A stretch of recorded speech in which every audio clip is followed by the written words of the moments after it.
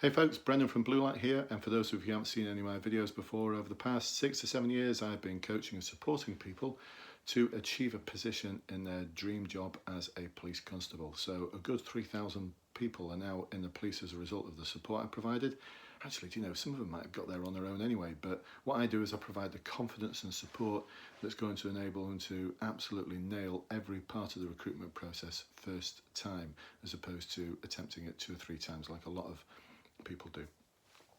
So what this video is all about, over the past week or two I've been coaching people for their final interview, and because there's 43 forces out there who do not have to comply with the College of Policing in terms of how they run the final interview, or for some forces who run the interview before the assessment centre, such as Leicestershire and Derbyshire. I think there's a few others as well. Anyway, this interview is where you can't gameplay things anymore. People who've watched my videos before and my clients will know that I talk about how easy it is to gameplay the assessment centre, and how sad I am actually that it's so easy to gameplay. You know, it really shouldn't be like that. The assessment centre should be far more trying and far more challenging than it actually is. You know, I sometimes throw a bet on the table that my 10-year-old daughter could pass the assessment centre with my coaching. And I put £1,000 to a charity of her choice that she could, but the College of Policing, I've actually put it to College of Policing once, they refused to take me up on it. They got all annoyed with me and one of them stormed off. Anyway, whatever. They think it's great, I don't. But when it gets to this interview, oh right, well that's where you need to start preparing, folks, because some forces now are making it really, really challenging for you. And there's some pretty cool, pretty good candidates who've been up for the final interview who've surprised me by failing it for whatever reason. Now, I think one of the reasons why they might be failing it is because they're coming out with all sorts of competency BS bingo. The sort of stuff that some of the books out there are promoting is exactly what's not going to get you through the final interview. I should know, I used to do final interviews, and I know people who do final interviews. And they're mostly operational inspectors and above. And operational inspectors and above do not get to that rank these days by doing special projects at headquarters. I mean, you used to a decade or two ago, but you don't now. And you don't get there by collecting tokens from Cocoa Pops packets. You get there by demonstrating your unique ability to be an effective leader and manager of people, being able to manage difficult situations, being able to put the wheel back on where others would probably run away and go and cry. You know, you don't get there. You become a pretty good judge of character. And one of the questions they're asking himself at the final interview is, can I see this individual working on my team?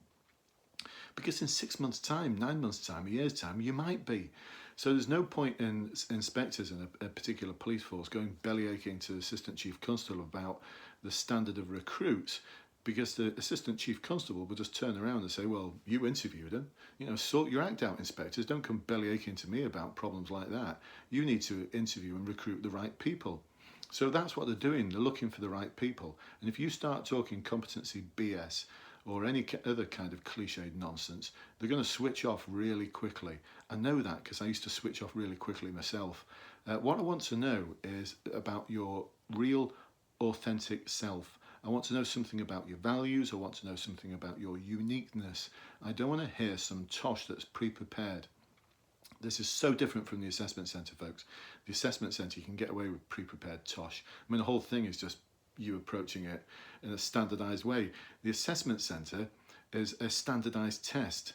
That's all it is, a standardised test. So you've got to behave to a standard way. You've got to behave in a standard way. There's no room for values, there's no room for innovation, there's no room for creativity, there's no room for any of the things that the police service should actually be valuing, which is why a lot of forces have to put in place this additional interview or assessment centre. For some forces are becoming like assessment centres to find out really what you are all about.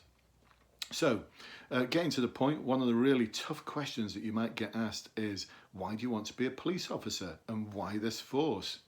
Now, most of the time when I'm doing any one-to-one coaching, my clients start coming out with, I've always wanted to be a police officer. It's an opportunity to help people and put something back into the community.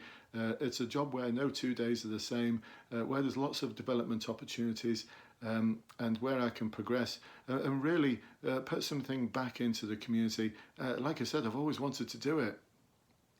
And that's it, that's the answer.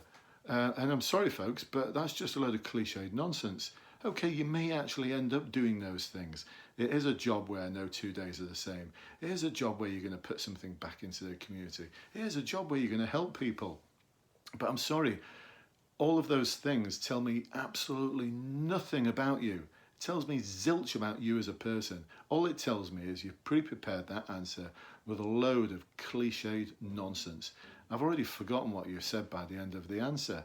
I'm just not interested. I've already switched off.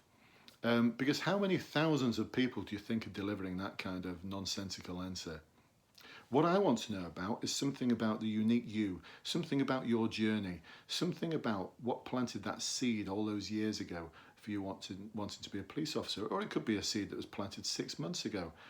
So what I always do is say, no, I'll challenge them back and say that, absolute nonsense. It's not going to work. And actually, normally I'll ask them the question, how do you feel that went? And they'll go, it's rubbish that, wasn't it? Yeah, it was. Let's start again. So the question I'll ask is, who or what happened all those years ago or several months ago, whenever it might be, that inspired you to want to be a police officer? And initially, people will normally go, oh gosh, I don't know. But the more I delve and the more I ask questions, I'll start finding out that their best friend's father was a police officer. Or in one case, after one of my clients delivered a load of cliched nonsense, I started probing and he went, well, my auntie was a police officer and she was absolutely brilliant. And this and that and the other about her. And she used to tell me all these stories and, I was really inspired by it. Brilliant. Now tell me what happened after that. So use like a timeline. So what was that initial seed? What was that initial little bit of inspiration? And how did you move it along during your life? How did you explore other career options? One of my clients the other day talked about how he did a sports science degree, started doing that, but he didn't want to tell them just in case they thought he wasn't dedicated enough to be a police officer. Well, this guy used to swim for one of the national teams. And he went to do a sports science degree, and he worked out that actually it's not for me. It's not exciting me. So he had the moral courage to be able to stop that and start doing something else. And he went to do a policing degree. So I want to hear about your unique story. I want to get to the end of that answer and think, yes, no one else has got that story. Only you have that story. And I'm getting a real sense already of your values, of what you're about who you are, and the sort of unique authenticity you're going to be able to bring to the force I work for. And I'm proud to serve. Because they don't pick duffer inspectors to do the interviews. They pick the most switched on ones. There's no point, there's a few sergeants and inspectors out there. I wouldn't pay them peanuts. There's not many, but there's one or two. And I just wonder sometimes, how did you get to that rank? They don't put those sort of sergeants and inspectors and chief inspectors in front of new recruits. They put the most switched on ones in front of them. So don't disrespect them. They've given up their valuable time from operational policing to come and support the force to pick the right people that are going to set that force in the right direction for the next 30 to 40 years. So don't respect them by using competency BS, cliched nonsense. Tell them about the unique person that you are. Tell them about your values, what's important to you. And don't start reeling off if you're asked the question, what values do you believe important? Don't start reeling off something from the code of ethics. One of my clients who passed his interview a couple of weeks ago said, well, actually, compassion is one of the values that's very dear to me. And he explained why. Because one of the questions they're going to ask after that is, great, compassion, that sounds fantastic. Tell me about a time when you've been really compassionate. So don't start reeling off the code of ethics nonsense.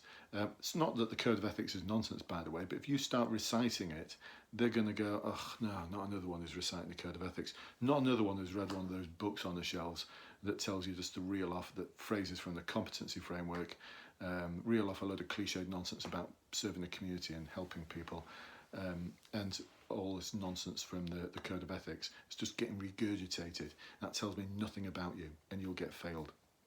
So there you go, folks. I hope you found that brutally useful. And if you were going to come out with all of that cliched nonsense, think again. For those of you who are preparing for your final interview, the good news is by September sometime, I'm hoping to have a final interview online course ready for you, which will help prepare you for just about every scenario you can possibly get at any type of interview that's being conducted in any of the police forces in England, Wales and Scotland. So if you'd like to hear more about that, then please do subscribe. If you're watching this on YouTube, press that subscribe button. If you're watching this on Facebook, then please do like and comment away. Facebook loves it when you do that, and I love what Facebook loves you to do, because it goes out to more people or something, some Facebook algorithm thing. And if you'd like to join my secret Facebook group of over 4,100 people who are ethically supporting each other for the police recruitment process, then drop me a line below and I'll send you an invite. So I hope you found this useful. I shall catch up with you very soon. And if you've got any ideas about future videos, please do let me know. Until next time, I'll see you soon. Bye bye for now.